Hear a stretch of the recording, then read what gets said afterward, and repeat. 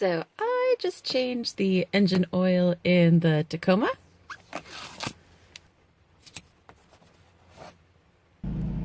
So it's finally time to turn that pesky maintenance required light off. I think this is one of the easiest service interval reminder lights ever to turn off, so let me show you how it's done. All right, so we're gonna start by pushing this button right here, and that will illuminate our ODO or odometer. If that doesn't come up and you've got trip A or trip B, fine, just cycle through until you get to odometer. You don't even have to have the key in at all at this point. Next, I'm gonna push and hold the ODO button with one hand while I turn the key to the on mode with the other hand. And here's what you should expect to see when I do this.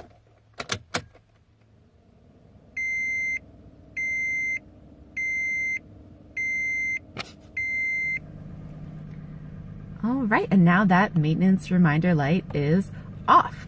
So now you're good to go for another 5,000 miles. All right, hope this helped y'all. See you in my next video. Bye.